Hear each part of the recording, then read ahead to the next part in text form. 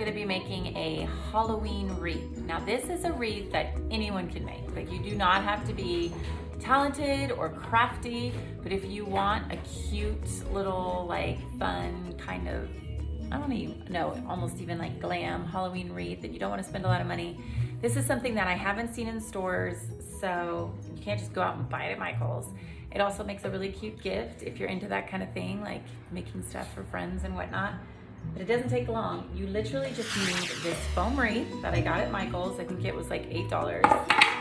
And ribbon. This is wired black ribbon, and I got the 2-inch size so that I don't have to make as many cuts.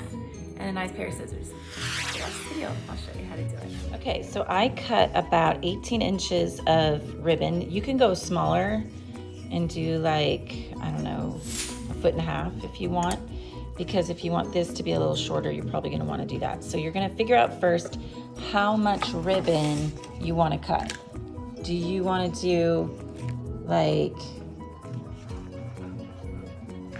I don't know, 16 inches, 18 inches, it's up to you. But you need to be able to tie it around here. So all you're gonna do is cut ribbon, and you're gonna tie it in a knot around this wreath. And just go around the whole thing, and then you're done.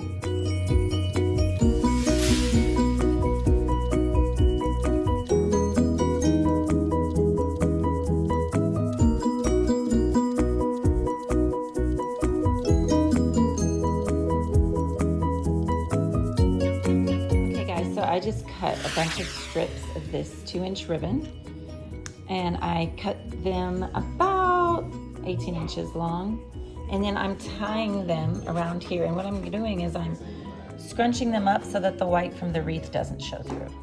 So that's pretty much all I'm doing. I'm going all the way around.